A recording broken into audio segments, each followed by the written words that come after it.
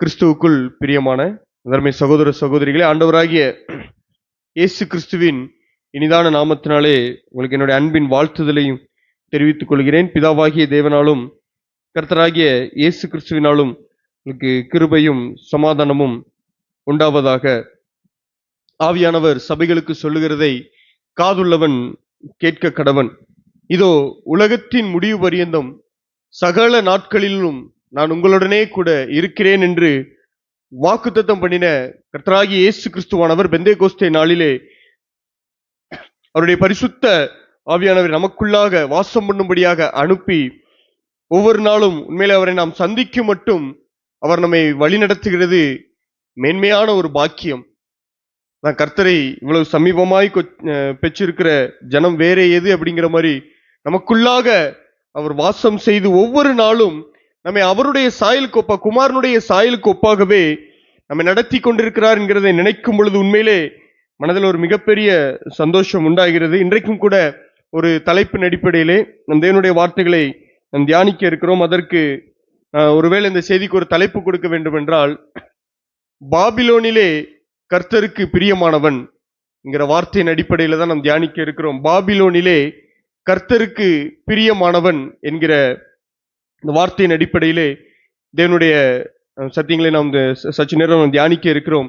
பிரியமானவர்களே, அதற்கு ஆதாரமாக நான் எடுத்துக்கொண்ட வசனம் ஏசாயா தீர்க்கதரிசியின் புஸ்தகம் 48வது அதிகாரம் 14வது வசனம். ஏசாயா 48:14வது வசனத்தை நான் உங்களுக்காக வாசிக்கிறேன்.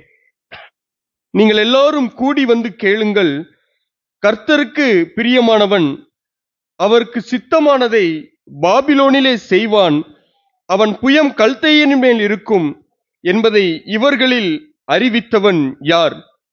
கர்த்தருக்கு பிரியமானவன் அவருக்கு சித்தமானதை பாபிலோனிலே செய்வான். இந்த அதிகாரம் முழுமையும் நம்ம வாசித்து பார்க்கும் பொழுது இது முன்னறிவிக்கப்பட்ட ஒரு காரியம். ஏசாயா தீர்க்கதரிசியை கொண்டு முன்னறிவிக்கப்பட்ட ஒரு காரியம் என்னவென்றால், யூதா ஜனங்களுடைய அக்கிரமங்கள் நிமித்தம் அவர்கள் பரிசுத்த ஸ்தலத்தை அவர்கள் அது பரிசுத்த குலைச்சலாக்கி போட்டதன் நிமித்தமாக ஒரு படையெடுப்பு வந்து இவர்கள் சிறையிருப்பாக பாபிலோனுக்கு பிடிக்கப்பட்டு செல்வார்கள் என்பதை முன்னறிவித்து அங்கே கிட்டத்தட்ட 70 வருட காலம் அளவும் அவர்கள் அங்கு அடிமைகளாக இருக்க வேண்டும், அவர்கள் அங்கு சிறையிருப்பின் தேசத்தில் இருக்க வேண்டும் என்பதையும் ஏசாயா எரேமியா தீர்க்கதரிசிகளை கொண்டு முன்னறிவித்து அதில் அவர்கள் விடுவிக்கப்படுவார்கள் என்பதையும் இந்த ஏசாயா தீர்க்கதரிசியை கொண்டும் எரேமியா தீர்க்கதரிசியை கொண்டும் கர்த்தர் முன்னறிவித்தார். இது ஏசாயா தீர்க்கதரிசியினுடைய அவருடைய காலத்திற்கு பின்பாக பல வருடங்கள் கழித்துதான் இந்த தீர்க்க தரிசனம் நிறைவேற போகிறது. அப்படிப்பட்ட காரியத்திலே தன்னை யார் என்பதை தேவனாகிய கர்த்தர் இந்த 48வது அதிகாரத்தில் வெளிப்படுத்துகிறார். உங்களுடைய கிரியைகள் நிமித்தம் அல்ல, நீங்கள் செய்கிற காரியங்கள் நிமித்தமாக அல்ல, நான் என்னுடைய நாமத்தின் மகிமைக்கு ஏதுவாக உங்களை சிறையிருப்பிலிருந்து நான் விடுவித்து வருவேன் என்கிறதை இந்த இடங்கள்ல இந்த 48வது அதிகாரத்துல நாம் அறிவிக்கிறதை பார்க்க முடியும். பிரியமானவர்களே, புதிய ஏற்பாட்டு காலத்தில் புதிய உடன்படிக்கையின் சபையாக வாழக்கூடிய நமக்கும் ஒரு மேன்மையான ஒரு கட்டளை இருக்குது. என்னவென்றால், அது முற்றிலுமாய் தேவனுடைய சித்தத்தை நிறைவேற்ற வேண்டும் என்பதே தான். அதனாலதான் யோவான் சபைக்கு எழுதும் பொழுது கூட 1 யோவான் 2வது அதிகாரம் என்னோடு கூட திருப்பிக் கொள்ளுங்கள். அவர் சபைக்கு அதை ஒரு ஆலோசனையாக ஒரு கட்டளையாக கூட கொடுக்கிறதை நான் பார்க்க முடியும். 1 யோவான் 2வது அதிகாரம் 17வது வசனத்துல, உலகமும் அதன் இச்சையும் ஒளிந்து போம், தேவனுடைய சித்தத்தின்படி செய்கிறவனோ என்றென்றைக்கும் நிலைத்திருப்பான். இப்ப மேல நம்மை மோசம் போக்குகிற காரியங்கள் எல்லாம் காண்பித்து கொடுக்கிறார். கண்களின் இச்சை, மாம்சத்தின் இச்சை, ஜீவனத்தின் பெருமை, இதெல்லாமே பிதாவின் நிலத்திலிருந்து உண்டானது அல்ல, இது உலகத்தினால் உண்டானது. இந்த உலகமும் இந்த உலகத்திலிருந்து உண்டான காரியம் எல்லாமே ஒளிந்து போகும். இந்த உலகத்தின் மூலமாக வரக்கூடிய அதனுடைய இச்சைகளும் ஒளிந்து போகும்.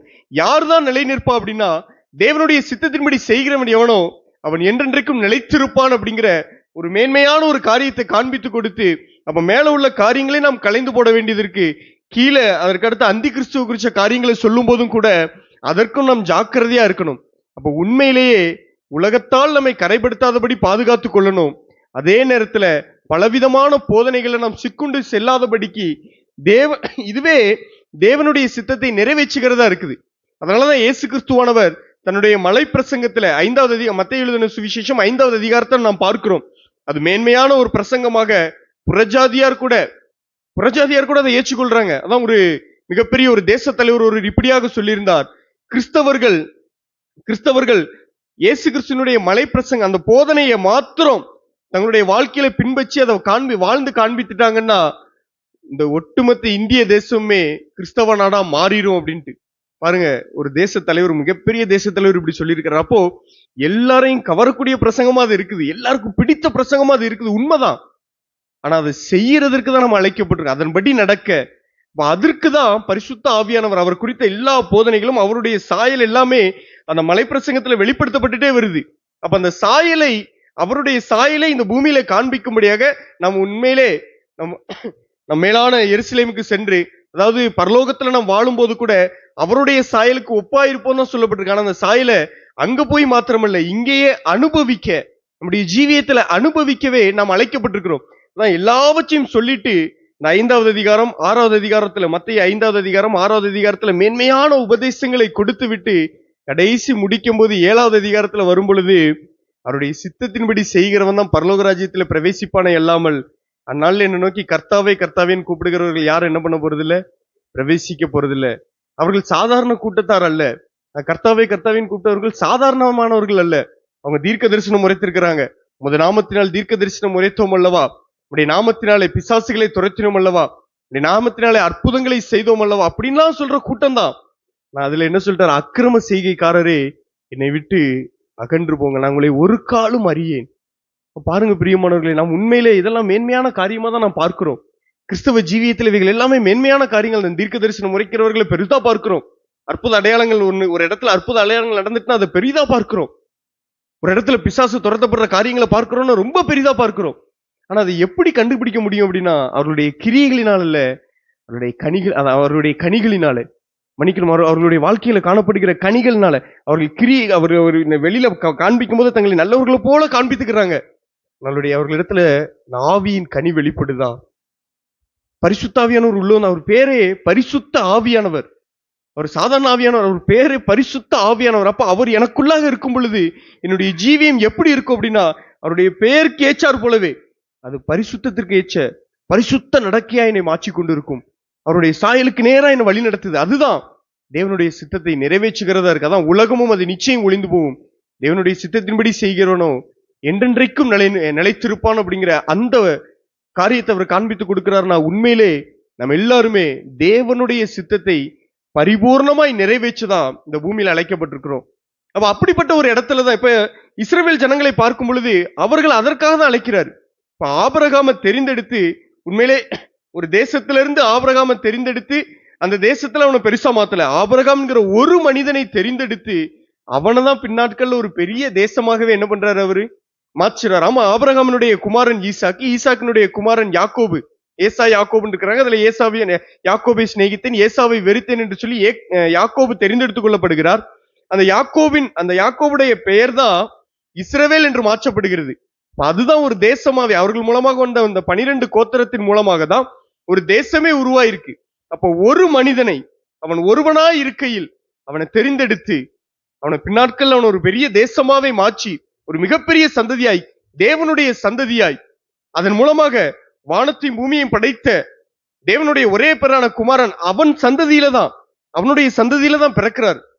அப்ப பாருங்க, தேவனுடைய இரக்கமும் கிருபையும் எப்படி இருக்குன்னா, ஒரு மனிதனை தெரிந்தெடுத்து அவனை தன்னுடைய சந்ததியாய் மாற்றுகிறார். அப்ப அதே போலதான் நாமும் கிறிஸ்துவுக்குள்ளாக நாம் ஒருவராக தெரிந்தெடுக்கப்பட்டிருக்கிறோம். எதற்காக அப்படின்னா, நாம் கிறிஸ்துவின் சந்ததிக்குள்ள இருக்கிறோம். அப்ப முற்றிலுமாய் அவருடைய சித்தத்தை நிறைவேற்றதான் நம்ம அழைக்கப்பட்டிருக்கிறோம். பிரியமானவர்களே, அதான் இந்த ஜனங்கள் தேவனுடைய சித்தத்தை நிறைவேற்றவும் தேவன் தன்னுடைய மகிமையை வெளிப்படுத்தவும் இந்த இஸ்ரவேல் ஜனங்களை அவர் தெரிந்து கொள்கிறார். தான் எப்பேற்பட்டவர், தான் எப்படிப்பட்டவர், தன்னுடைய வல்லமை எவ்விதமாய் வெளிப்படும் என்பதை காண்பிப்பதற்காக இந்த இஸ்ரவேல் ஜனங்கள் தெரிந்து கொள்ளப்படுகிறார்கள். அப்ப இந்த இஸ்ரவேல் ஜனத்தின் மூலமாக இந்த இஸ்ரவேல் ஜனங்கள் தேவனுடைய கற்பனைகளின்படி அவருக்கேற்ற பரிசுத்தமாய் வாழ வேண்டும். என இந்த சந்ததியில தான் கிறிஸ்து தோன்ற போகிறார். அதான் யாக்கோபில ஒரு நட்சத்திரம் உதிக்கும் அப்படின்னு அந்த யாக்கோபினுடைய சந்ததியில தான், இந்த இடத்துல அந்த ஆபிரகாமின் சந்ததியில தான் கிறிஸ்து வெளிப்பட போகிறார். இந்த ஒட்டுமொத்த உலகத்தினுடைய பாவங்களையும் பரிகரிக்கக்கூடிய, ஒட்டுமொத்த பிசாசினுடைய அதிகாரங்களையும் துரைத்தனங்களையும் பறித்து கொள்ளத்தக்கதாய் அவனை ஜெயம் கொள்ளுகிற ஒருவர், அவனை மேற்கொள்ளுகிற ஒருவர், அவனுடைய எல்லா கிரியைகளையும் அதம் பண்ணி அழிக்கக்கூடிய, வெளியரங்கமாய் மாற்றக்கூடிய ஒருவர் இந்த சந்ததியில தான் பிறக்க போகிறார். அப்ப இந்த சந்ததியில பிறகு இந்த சந்ததிகள் பரிசுத்தமாய் பாதுகாக்கப்படும்படியாக அவர்களுக்கு நியாயப்பிரமாணம் கொடுக்கப்படுகிறது. எனக்கேற்ற பரிசுத்தமாய் நீங்கள் வாழ வேண்டும் என்பதற்காக தேவனுடைய கற்பனைகள் எல்லாமே கொடுக்கப்படுகிறது. அங்கு ஒரு பரிசுத்த ஸ்தலம் கூட உண்டாகி தேவன் அவர்கள் மத்தியிலே உலாவத்தக்கதாய் ஒரு பரிசுத்த ஸ்தலம் கூட, அதாவது உண்மையான பார்க்கணும்னா ஒரு குட்டி ஒரு பரலோகத்திற்கு ஒப்பனையாக தான் அங்க எல்லாமே நடக்குது. தேவன் அவர்களுக்குள்ளாக உலாவ விரும்புகிறார். தேவன் ஜனங்களுக்குள்ளாக இருக்க விரும்புகிறார். எதற்காக?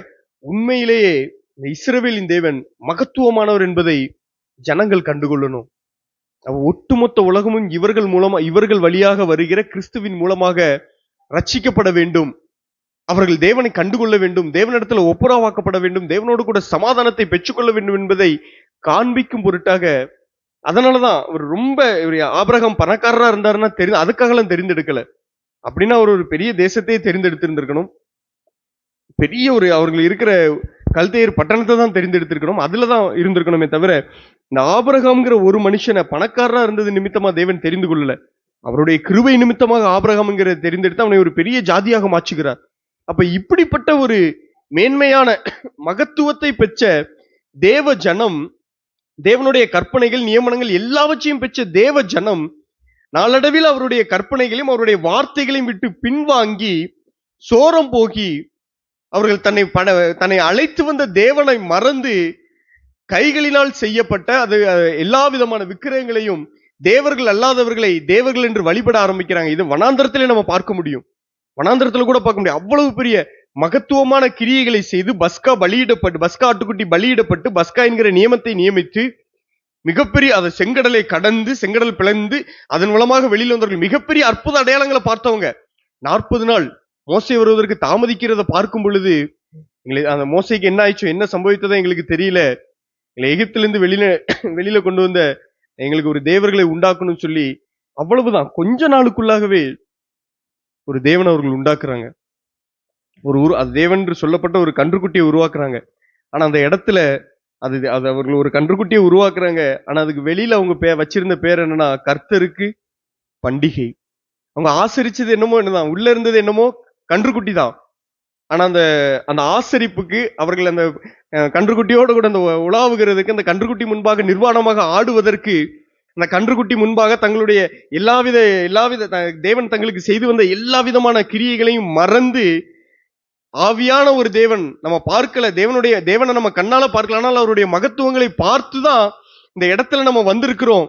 மிகப்பெரிய காரியங்களை தேவன் நமக்கு செய்திருக்கிறார் அப்படிங்கிற எல்லாவற்றையும் மறைந்துட்டு ஒரு கன்றுக்குட்டியை உருவாக்கி, ஆனா பேர் மட்டும் என்ன வச்சுட்டாங்க? அந்த பண்டிகைக்கு பேரு கர்த்தருக்கு பண்டிகை. ஒருவேளை நாட்களிலும் கூட கர்த்தருக்கு பண்டிகை என்று சொல்லப்பட்டுட்டு உள்ள கன்றுக்குட்டி தான் உலாவி கொண்டு இருக்கிறதோ, அதே கன்றுக்குட்டி முன்பாக தான் ஜனங்கள் போயிட்டு இருக்கிறாங்களோ அப்படின்னு கூட யோசிக்க தோணுது. பிரியமானவர்களே, வெளியில என்னமோ பேர் கர்த்தருக்கு பண்டிகை தான், மகத்துவங்களை பார்த்த ஜனம்தான். ஞானஸ்நானத்திற்கு அடையாளமாக இருந்த அந்த செங்கடல் வழியாக ஜலத்தினாலும் செங்கடல் உள்ள அந்த ஜலத்தினாலும் மேக ஸ்தம்பத்தினாலும் ஞானஸ்நானம் பண்ணப்பட்ட ஜனம்தான். ஆனா இங்க வெளியில வந்து என்ன பண்றாங்க பாருங்க, தங்களை அழைத்து வந்த தேவனை மறந்து உள்ள போயிடுறாங்க. ஆனா அதுலயும் தேவன் அவர்களை கிருபையாய் மன்னிக்கிறார். கிருபையாய் அவர்களை மன்னித்து திரும்பவும் அவர்களுக்கு தங்களுடைய நியாயப்பிரமாணத்தை காண்பித்து கொடுத்து, தன்னுடைய சட்டங்களை கொடுத்து, மோசே மூலமும் யோசுவா மூலமாக மோசே அதற்கு பின்பாக யோசுவா மூலமாக வாக்குத்தத்தம் பண்ணப்பட்ட கானான் தேசத்திற்கு அவர்களை அழைத்து கொண்டு செல்கிறார். ஒருவேளை கிளம்பினே இல்ல, அந்த மன்னிக்கவும் எகிப்து தேசத்திலிருந்து கிளம்பினதுல 2 பேர் மாத்திரம், மற்ற அவர்களுடைய பிள்ளைகள் தான் உள்ள போயிருக்கிறாங்க. மற்ற 2 பேர் மாத்திரம், அதுல இருந்து கிளம்பின ஜனங்கள்ல 2 பேர் மாத்திரம் உள்ள போயிருந்தாலும் அவர்களுடைய சந்ததிக்கு அந்த கானான் தேசத்தை காண்பித்துட்டார். அப்ப அந்த இடத்துலதான் அவருடைய பரிசுத்த ஸ்தலம் ஸ்தாபிக்கப்படுது. இப்ப அதற்குள்ளதான் இது எல்லாமே நமக்கு தெரிந்தது. அதற்குள்ளதான் தேவன் அவர்களுக்குள்ளாக உலாவி கொண்டிருக்கிறார். இப்படிப்பட்ட இடத்துலதான் அந்த ஜனங்கள் மீண்டுமாக தங்களை சுற்றிலும் இருக்கக்கூடிய ஜனங்களுடைய தேவர்களை பற்றி கொண்டு மீண்டுமாக சோரம் போறாங்க. அவர்கள் வேற வேற தேவர்களை வழிபட்டு இருக்கிறாங்க. அதனாலதான் அந்த ஏசாயா 48வது அதிகாரத்துல தேவன் அதை எல்லாத்தையுமே முன்னறிவிக்கிறார். ஆதியிலிருந்து இருந்த காரியங்கள் எல்லாவற்றையும் சொல்லிட்டு, இதெல்லாம் உனக்கு வேற யாரும் சொல்லல, அதை நான் தான் அறிவிச்சேன். வேற யாருமே உனக்கு என்ன பண்ணல, ஆதியில இருந்த காரியங்களை நான் சொல்லல, நான் தான் அதை உனக்கு அறிவித்தேன். இப்ப நடக்க போறதையும் கேட்டுக்க, இதையும் நானே என்ன பண்றேன், முன்னறிவிக்கிறேன். என்னுடைய விக்கிரகங்கள் இதை செய்தது, அல்லது என்னுடைய நான் வழிபடுகிற தேவர்கள் அல்லாத நான் வழிபடுகிற தெய்வங்கள், நான் கையினால உண்டாக்குன தேவர்கள் தான் இதை செய்யறாங்க அப்படிங்கிறத இப்படி நீ சொல்லிடக்கூடாதுங்கிறதற்காக நான் முன்னறிவிக்கிறேன். நீங்க எங்க போறீங்க? உங்களுடைய அக்கிரமங்கள் நிமித்தம் சிறையிருப்புக்கு போக போறீங்க. அப்ப இதுல இருந்து அப்போ அது எங்கங்கிறதையும் தெளிவா சொல்லப்பட்டுட்டு பாபிலோனுக்கு தான் சிறையிருப்பு. அப்ப பாபிலோன்லயும் கர்த்தருக்கு பிரியமானவர் பாபிலோன்ல அவருக்கு சித்தமானதை செய்வான் அப்படிங்கிறத அங்க காண்பிச்சு கொடுக்கிறார். நான் முன்னாட்கள் இப்படி எல்லாம் யோசித்தது உண்டு. என்னன்னா, நம்ம எங்க இருந்தாலும் சரி, நம்ம பாபிலோன் போன்ற ஒரு சபையில இருந்தாலும், உண்மைக்குமே இப்படி யோசித்தேன், பாபிலோன் போன்ற ஒரு சபையில இருந்தாலும். ஏன்னா இந்த வசனம் தானியேலை குறிச்சு சொல்லுது அப்படின்னா, முன்னாட்கள்ல ஆரம்ப நாட்கள்ல இது தானியேலை குறிச்சு சொல்லப்பட்டிருக்கு. அப்ப கர்த்தருக்கு பிரியமான காரியத்தை அவர் எவ்வளவு வைராக்கியமா, ஒரு ஊழியர் கூட அப்படி சொன்னதை சொல்லி நான் கேள்விப்பட்டிருக்கேன்னு நினைக்கிறேன். ஏன்னா அதுல இருந்து நான் அது தானியேல தான் சொல்லப்பட்டுச்சுன்னு நினைச்சேன். அப்போ பாபிலோனுக்குள்ள இருந்தா கூட, பாபிலோனுக்குள்ள வாழ்ந்துட்டு இருந்தா கூட, அது சபை எப்படிப்பட்டதா இருக்கட்டும், நாம் அதுல எப்படி இருக்கணும்? கர்த்தருக்கு பிரியமானவரா, அவருக்கு சித்தமானத அந்த இடத்துல செய்யணும் அப்படின்ட்டு. ஆனா அங்க அது தானியேலை குறிச்சு சொல்லப்படல. அதான் நம்ம முக்கியமா பார்க்கணும். இந்த வசனத்தினுடைய முடிவு, அவன் புயம் கல்தேயரின் மேல் இருக்கும் என்பதை இவர்களில் அறிவித்தவன் யார்? அப்ப ஏசாயா தீர்க்க தரிசன புஸ்தகத்துல 44வது அதிகாரத்துல கடைசியில கோரேசை குறித்து சொல்லப்படுது. 45வது அதிகாரம் 5வது அதிகாரத்துல கோரேசை தேவன் எவ்விதமாய் வழி நடத்துகிறார் என்பதை காண்பித்து கொடுத்து, அதை தொடர்ந்து 46வது அதிகாரத்துல பேல், நேபோ, பனியும் எல்லாவற்றையும் இது எல்லாமே அவனுக்கு முன்பாக பணிஞ்சிருது. 47வது அதிகாரத்துல பாபிலோனுக்கு நடக்கக்கூடிய சங்காரத்தை காண்பிச்சு கொடுத்துட்டு 48வது அதிகாரத்துல இதை காண்பிச்சு கொடுக்கிறார். அப்போ இது உண்மையிலே தானியேலை குறிச்சோ, இல்ல அங்க இருந்த சாத்ராக், மேஷாக், ஆபேத்நேகோவை குறிச்சோ, இல்ல அங்க வாழ்ந்த அந்நாட்கள் அங்கேயுமே தேவனுக்கு உத்தமமாய் இருக்கணும் அப்படின்னு நினைச்ச பரிசுத்தவான்களை குறிச்சோ சொல்லப்படல. உண்மையிலே இது யாரை குறிச்சு சொல்லப்பட்டிருக்கு அப்படின்னா, பாபிலோன்ல இருந்து ஜனங்களை தேவனுடைய சித்தத்தின்படி ஜனங்களை வெளியில அனுப்ப போகிற கோரேசை குறித்து சொல்லப்பட்டிருக்கு. அப்போ உண்மையிலே தேவனுடைய சித்தம் என்ன அப்படின்னா, பாபிலோனுக்குள்ள பரிசுத்த ஸ்தலம் எழும்போது தேவனுடைய சித்தம் அல்ல, பாபிலோனை விட்டு என்ன பண்ணணும்? வெளியில வரணும். பாபிலோனை விட்டு வெளியில வர்றதுதான். இவர்கள் சிறையிருப்புக்குள்ள இருக்கிறாங்க. அப்ப இவங்க சிறையிருப்பு விடுவிக்கப்பட்டு தேவனுடைய பரிசுத்த ஆலயம், தேவனுடைய பரிசுத்த ஸ்தலம் எழும்ப வேண்டும் என்பதுதான் தேவனுடைய சித்தமா இருக்கிறது. பிரியமானவர்களே, அதுதான். அது ஏதோ பழைய உடன்படிக்கைக்கு மாத்திரம் இல்ல, புதிய உடன்படிக்கை சபையா இருக்கக்கூடிய நமக்கும் இந்த கோரேசுமே அவருக்கு இந்த கோரேசுமே இந்த ஜனங்களை என்ன பண்றாருன்னு பார்த்தா, எஸ்ராவின் புஸ்தகம் என்னோட கூட திருப்பிக் கொள்ளுங்கள். எஸ்ராவின் புஸ்தகம் 1வது அதிகாரம் 3வது வசனம் என்று நினைக்கிறேன். 2வது வசனத்தை முதலாவது வாசிடுறேன். எஸ்ராவின் புஸ்தகம் 1வது அதிகாரம் 2வது வசனம் நான் உங்களுக்காக வாசிக்கிறேன்.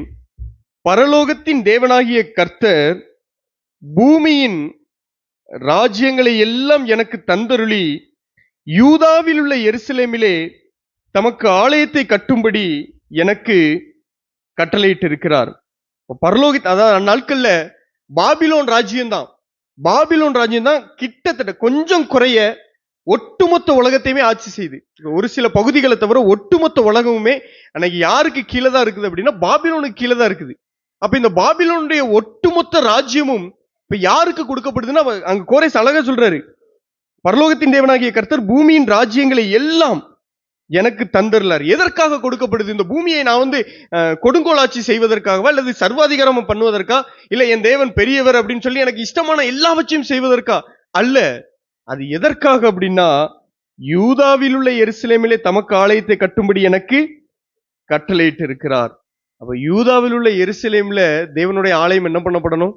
கட்டப்படணும். உண்மையிலே இதை யோசித்து பார்த்தோம்னா, தேவன் எப்படிப்பட்ட கிரியைகளையும் செய்ய வல்லமை உள்ளவராக இருக்கிறார். தேவன் எப்படிப்பட்ட மகத்துவமான காரியங்களையும் செய்ய வல்லமை உள்ளவர்.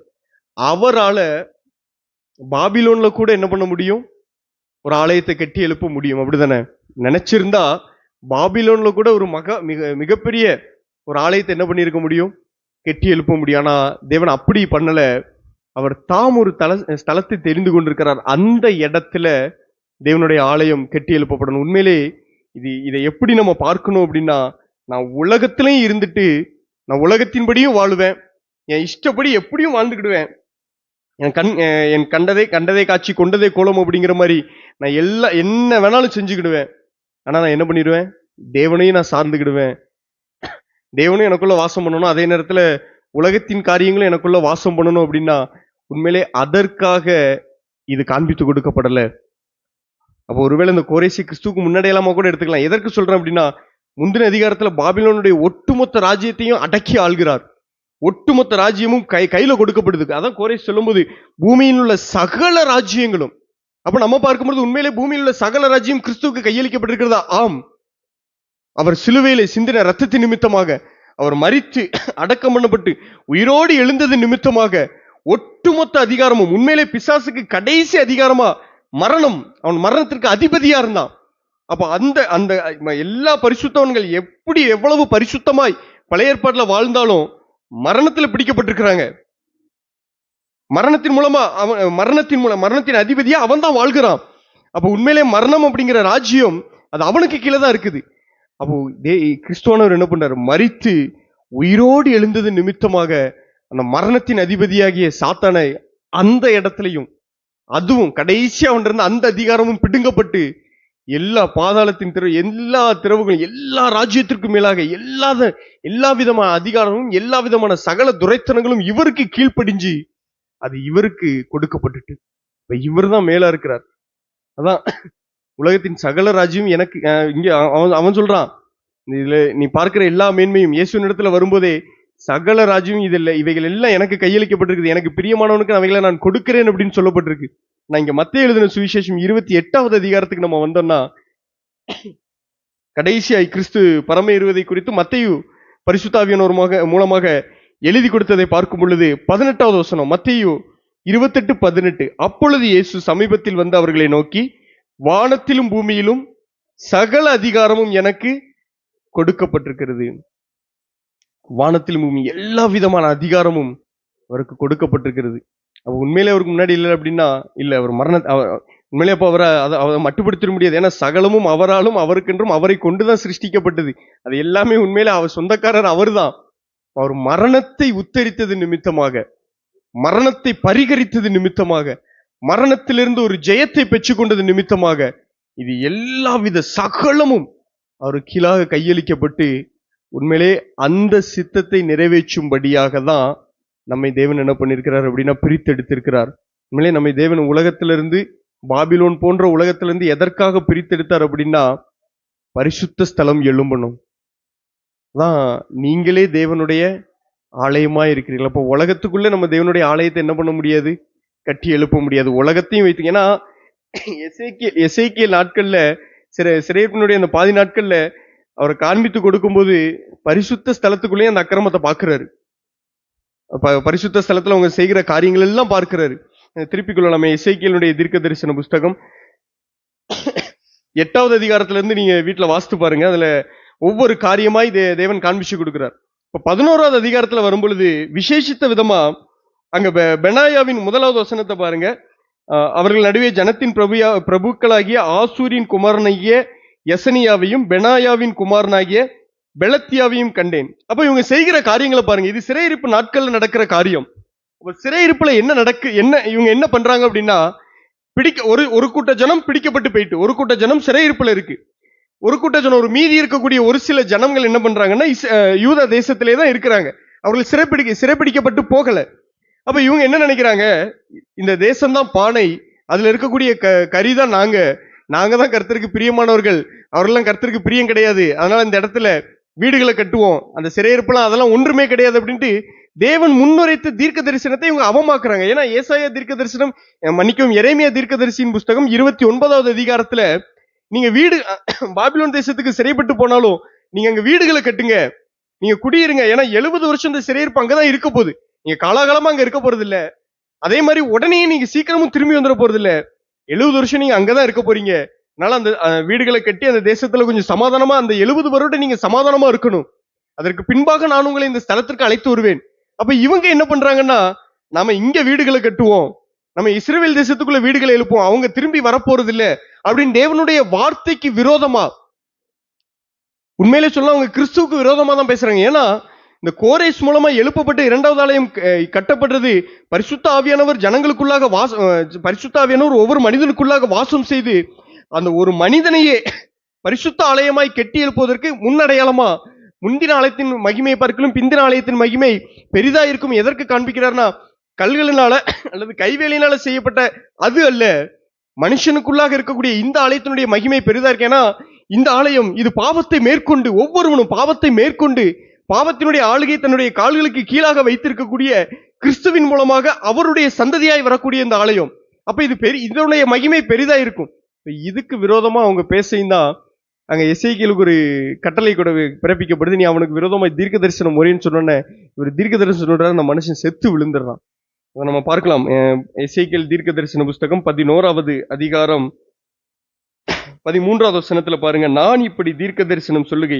ஏன்னா எசேக்கியேலுடைய தீர்க்க தரிசனம் எப்படி இருக்குன்னா, நீங்க இந்த நகரம் பானையும் கிடையாது, இந்த தேசம் பானையும் கிடையாது, அது நீங்க அதுக்குள்ள இருக்கக்கூடிய கரிகளும் கிடையாது, உங்களுடைய அக்கிரமத்தின் நிமித்தமாக நீங்க எல்லாமே சிறைப்பட்டு போயிருக்கிறீங்க. அதை முதல்ல உணருங்க. உங்களுடைய அக்கிரமத்தின் நிமித்தமா தான் சிறைப்பட்டு போயிருக்க. அவங்க சிறைப்பட்டு போனவங்க நல்லவர்கள் என்றும் இல்ல, உள்ள இருக்கிற நீங்க என்ன மன்னிக்கும், சிறைப்பட்டு போனவர்கள் கெட்டவர்கள் என்றும் உள்ள இருக்கிற நீங்க நல்லவங்களும் அப்படி இல்ல. ஒட்டுமொத்த தேசத்தினுடைய அக்கிரமத்தின் நிமித்தமாக தான் தேவன் இந்த சிறையிருப்பை கட்டளையிட்டு இருக்கிறார். அப்ப 70 வருஷம் அவங்க சிறையிருப்புல இருந்துதான் ஆகணும்.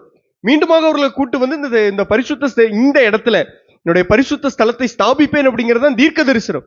இதற்கு விரோதமா பேசும் பொழுது அங்கேயும் தீர்க்க தரிசனம் உரைக்கையும் அந்த 13வது வசனத்தை பாருங்க. நான் இப்படி தீர்க்க தரிசனம் சொல்லுகையில் பெனாயாவின் குமாரனாகிய பெலத்தியா செத்தான்.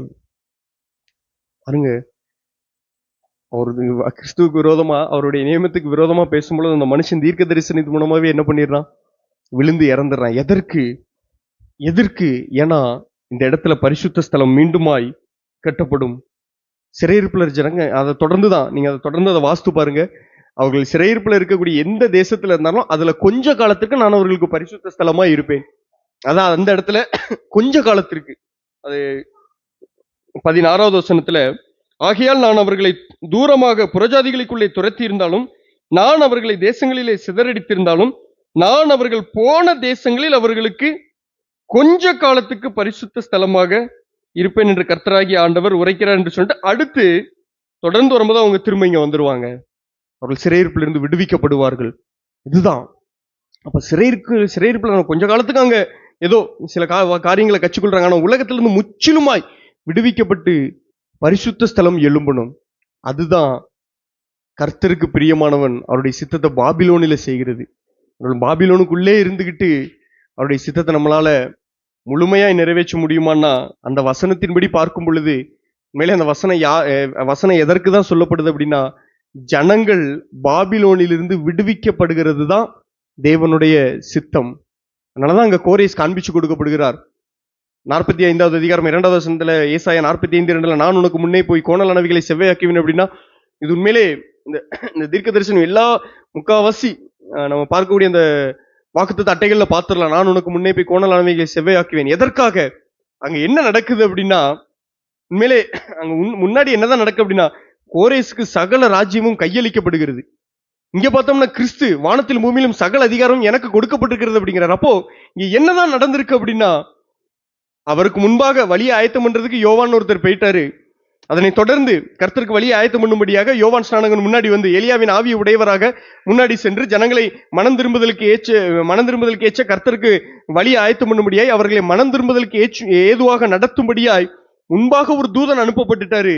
அவருக்கு முன்பாக வழி செவ்வைப்படுத்தப்படுது. பாதைகள் கரடான பாதைகள் எல்லாம் செவ்வைப்படுத்தப்படுது. யோவான் ஸ்நானகன் மூலமாக தேவன் கிரியை செய்து கொண்டிருக்கிறார். கிட்டத்தட்ட 400 வருடமாக இருண்ட காலம் என்று சொல்லப்படுகிற மல்கியா தீர்க்க தரிசன புஸ்தகத்துக்கு பின்பாக இருண்ட காலம் என்று சொல்லப்படுகிற தேவன் பேசாத இடைப்படாத 400 வருடங்களுக்கு பின்பாக சகரியாவின் இடத்துல தேவனுடைய வார்த்தை முதலாக தூதனை கொண்டு சொல்லப்படுகிறது. அது யாரை குறிச்சு தீர்க்க தரிசனம் அப்படின்னா, யோவான் ஸ்நானகனை குறிச்சு தீர்க்க தரிசனம். எதற்கு? கர்த்தருக்கு வழி ஆயத்தப்படுத்தப்பட போகுது. அப்ப கோணலா இருக்குது, முன்பாக செவ்வைப்படுத்தப்படுது. அது அப்படிதான் பார்க்க வேண்டியது இருக்கு. நான் அப்படிதான் பார்க்கிறேன். கோணலா இருக்கு, முன்பாக செவ்வைப்படுத்தப்படுது. அப்ப செவ்வைப்படுத்தப்பட்ட பின்பாக அதுக்கு அடுத்து யாருடைய வருகை அறிவிக்கப்படுது அப்படின்னா, மரியாள் மூலமாக கர்த்தராகிய இயேசு கிறிஸ்துவானவர் பிறக்க போகிறார் என்கிற 2வது தீர்க்க தரிசனம். அப்போ முதல்ல கோணல் செவ்வையாக்கப்படுது, அதற்கு பின்பாக கர்த்தருடைய வருகை இருக்குது. இப்ப அததான் நான் கோரேசின் இடத்துல பார்க்க வேண்டியது இருக்கு. பாபிலோன்ல தான் சிறையிருப்பு கீழே தான் இருக்காங்க, விக்கிரகத்திற்கு கீழே தான் இருக்கிறாங்க, உலகத்தினுடைய ஒட்டுமொத்த சாம்ராஜ்யத்துக்கு கீழே தான் இருக்கிறாங்க. ஆனா அவர்களுக்கு முன்பாக கோணல் செவ்வையாக்கப்படுது. அது எப்படின்னா, இங்க கோரேஸ் மூலமா, அவர்கள் காலத்துல பார்க்கும் பொழுது கோரேஸ் மூலமா, அதற்கு பின்பாக நம்ம பார்க்கும் பொழுது, இங்கே பார்த்தோம்னா புதிய உடன்படிக்கையில பார்க்கும் பொழுது கிறிஸ்து மூலமாய் அப்ப ஒட்டுமொத்த ராஜ்யமும் ஒட்டுமொத்த அதிகாரமும் இவருக்கு கீழே கொடுக்கப்படுது. அதனாலதான் எபேசியருக்கு எழுதின நிருபம் முதலாவது அதிகாரத்தின் கடைசி பகுதி என்று நான் நினைக்கிறேன். ஒருவேளை தவறா சொல்லியிருந்தா நான் மன்னிச்சிருங்க.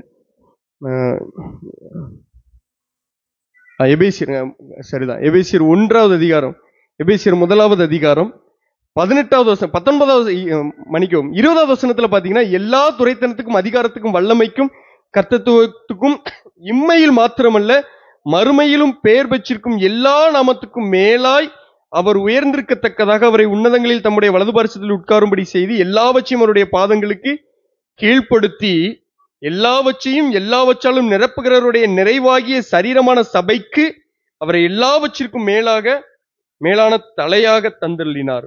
பாருங்க, எல்லாமே சபைக்கு கீழ்பற்றும், எல்லாத்தையும் ஆளுகை செய்கிற இடத்துக்கு. ஆனா சபைக்கு கீழ்பற்றணும். எல்லா விதமான காரியங்களும் கிறிஸ்துவின் சரீரத்திற்கு கீழ்பற்றும். அதனுடைய தலை அவர்தான். அது எப்படி நடக்குதுன்னா 19வது வசனத்துல பார்த்திடலாம். தாம் கிறிஸ்துவை மரித்தோரிலிருந்து எழுப்பி அவரிடத்தில் நடப்பித்த தமது பலத்த சத்துவத்தின் வல்லமைப்படியே விசுவாசிக்கிறவர்களாகிய நம்மிடத்திலே அந்த மகிமையின் ஐஸ்வர்யத்தை காண்பிக்கிறதுக்கு. அந்த ஐஸ்வர்யம்ங்கிற வார்த்தை பெரிதா பிடிக்கப்பட்டிருது. அதுக்கு முன்பாக இருக்கிற மகிமை அப்படிங்கிறது விட்டு போயிருது. அதே மாதிரி ஐஸ்வர்யம்ங்கிறது பெரிதா பிடிக்கப்படுது. கிருபையின் ஐஸ்வர்யம் அப்படிங்கிறது மறக்கடிக்கப்பட்டிருக்கு. பிரியமானவர்கள், இது எல்லாமே இன்னைக்கு நம்ம ஒரு சில இடங்கள்லாம் ஜெபிக்கும் போது கூட நாங்க சத்துருவை காலு கீழே போட்டு மிதிக்கிறோம்னு சொல்லி கத்தி ஜெபிக்கிறதா ஒரு ஊழியக்காரர் சொன்னாங்க. அது உண்மையிலேயே அவனுக்கு காலு கீழே வந்துடும். எப்போ அப்படின்னா, இவர் தலையா இருக்கும் பொழுது எல்லா அதிகாரமும் துரைத்தனமும் எங்க வந்துடும்? காலு கீழே வந்துடும். அப்ப இவரை தான் நம்ம பிரசங்கன்னா, அதுக்கு 19வது வசனத்திலையும் சொல்லிட்டாரு, அவருடைய பலத்த சத்துவம் கிரிகளும் அவர் அற்புத அடையாளங்கள் செய்யும் பொழுது தேவனுடைய கரம் வெளிப்பட்டது உண்மைதான். எல்லா விதமான கிரியைகளும் அவர் அற்புதங்களையும் அடையாளங்களையும் மரித்தோரை உயிரோடு எழுப்பும் பொழுதும் எல்லா விதமான சகல விதமான வல்லமையும் வெளிப்பட்டது உண்மைதான். நான் இங்க பார்க்கும் பொழுது மரித்தோரிலிருந்து அவரை எழுப்பும் பொழுது, அப்ப உண்மையிலே ரோமர்கள் 1வது அதிகாரத்திலையும் இதுதான் சொல்லப்பட்டிருக்கு. கிறிஸ்துவை மரித்தோரிலிருந்து அவரை எழுப்புனதுனால ஒரு பலமாய் ரூபிக்கப்பட்ட தேவகுமாரனா இருக்கிறார்னா, மரித்தோரிலிருந்து எழுந்து தன்னுடைய எல்லா விதமான வல்லமையும், இந்த உலகத்தினுடைய எல்லா வித வல்லமையும் எல்லாமே தனக்கு கீழ்பட்டிருக்கிறது என்பதை நிரூபித்து அங்க நிரூபிக்கிறார். பலமாய் ரூபிக்கப்பட்ட அந்த இடத்துல நிரூபிக்கப்படுது.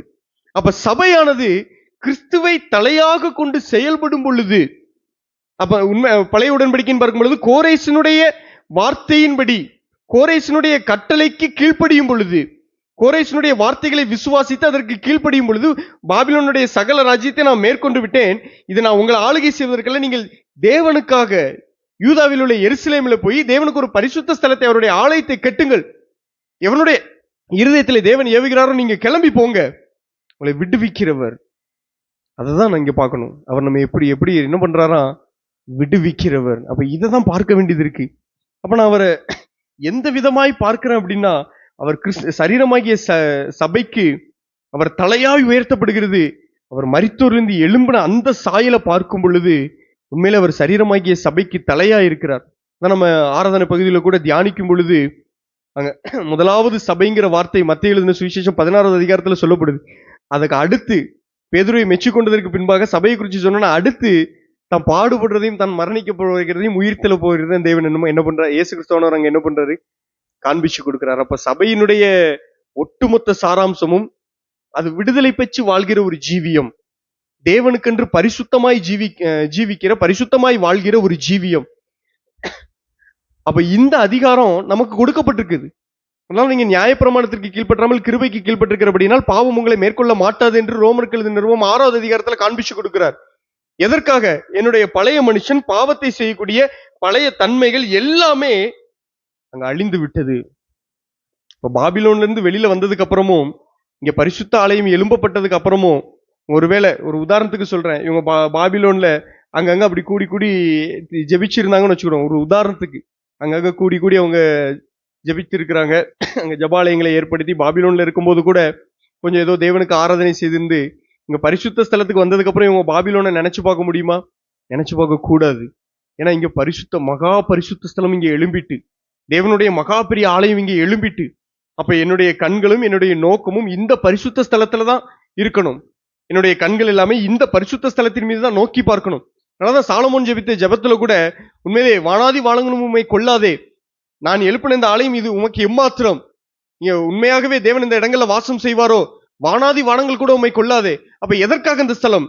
தேவனுடைய மகிமையை காண்பிக்கும்படியாக தேவ ஜனங்கள் இந்த இடத்துல தங்களுடைய விண்ணப்பத்தை ஏறெடுக்கும் பொழுது தேவன் மெய்யாகவே இதற்கு செவி கொடுக்க வேண்டும்.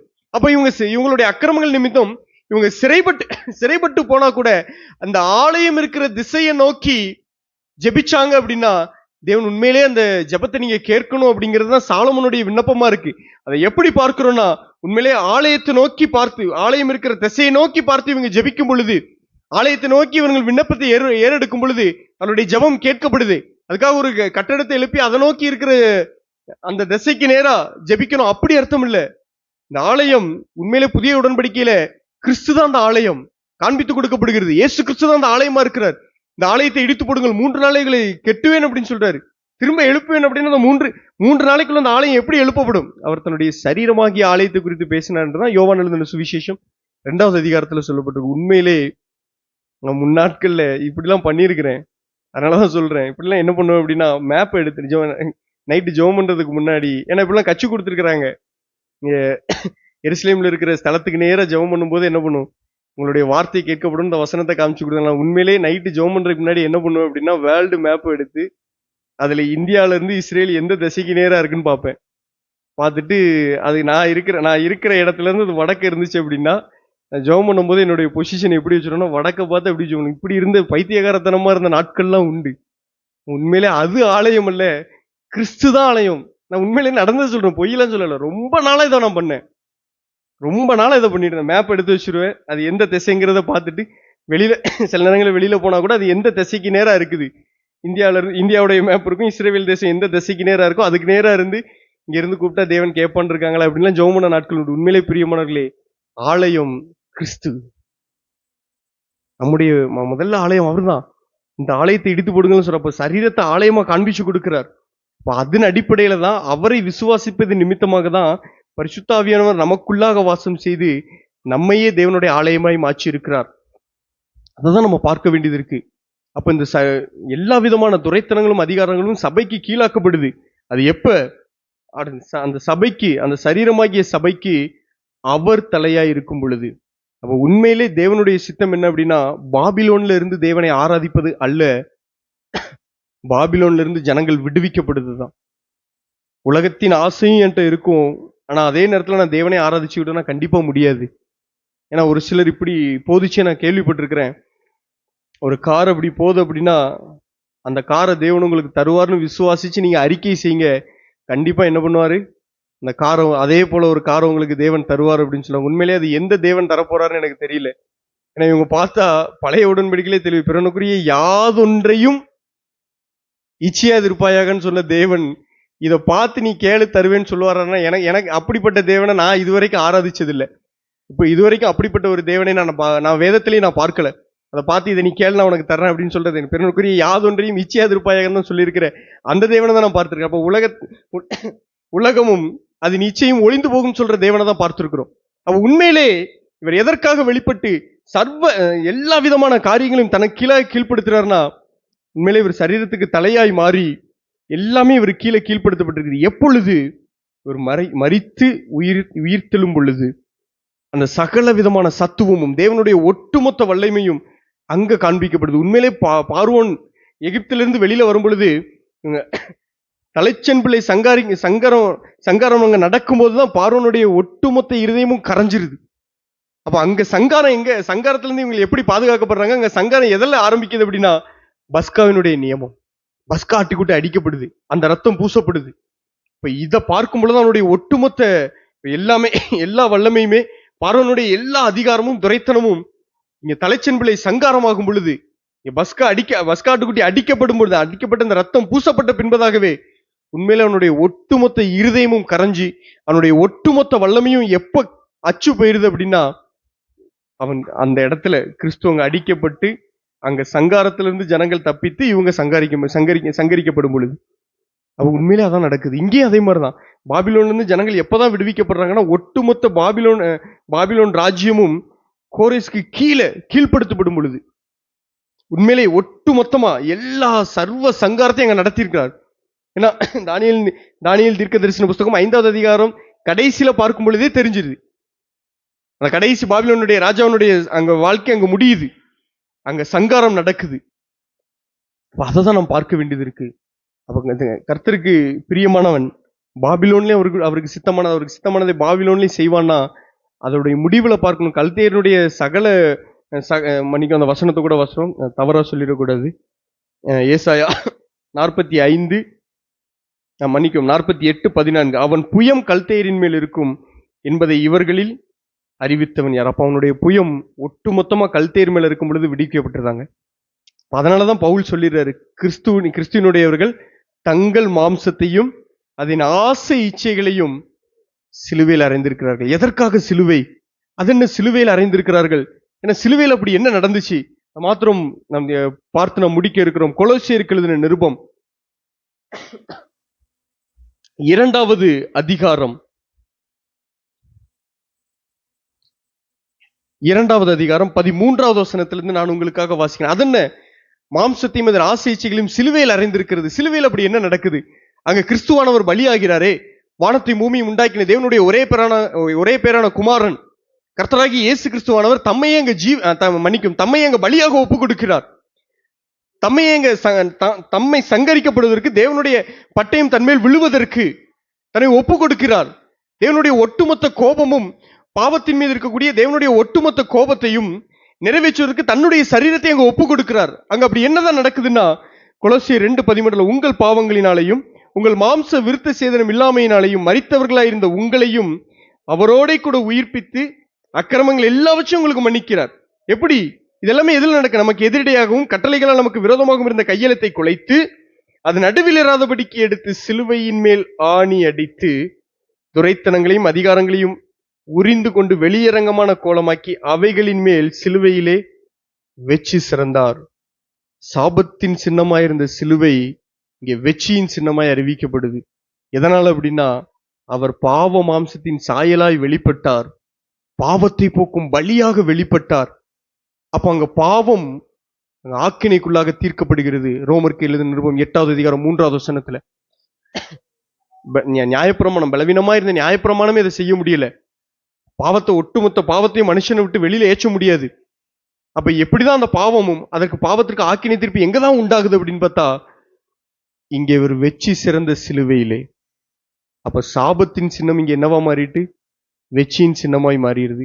அப்ப இந்த வெற்றியின் சின்னத்திலே அவர் எனக்காக மரித்து அடக்கம் பண்ணப்பட்டு உயிரோடு எழுந்தாருங்கிறத விசுவாசிக்கும் பொழுது, அதனுடைய இருதயத்திலே முழுமனதாய் ஏற்றுக்கொள்ளும் பொழுது, இங்க அவருக்கு பிரியமானவனாய் அவருக்கு சித்தமானவைகளை செய்ய நான் ஆரம்பித்து விடுகிறேன்.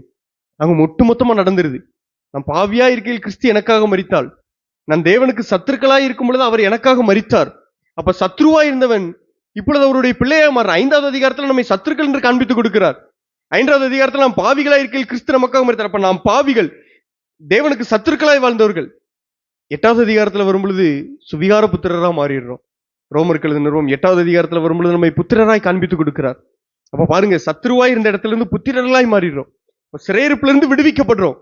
அந்த விடுவிக்கப்படுகிறது தான் தேவனுடைய சித்தம். அதை தான் நிறைவேற்ற கிறிஸ்துவானவர் உண்மையிலே ஜனங்களை விடுவிக்கும்படி இங்க வந்தார். காலமெல்லாம் மரண பயத்தில் இருந்தவங்களை, மரணத்திற்கு அதிகாரியாகிய சத்ருவை மேற்கொள்ளும்படியாய் காலமெல்லாம் மரண பயத்தில் நாம் இருந்தோம். அந்த பயத்திலிருந்து, அந்த மரணத்தின் அதிகாரத்திலிருந்து, பிடியிலிருந்து நம்மை விடுவிப்பதற்காக அவர் மாம்சத்தையும் ரத்தத்தையும் உடையவரானார்.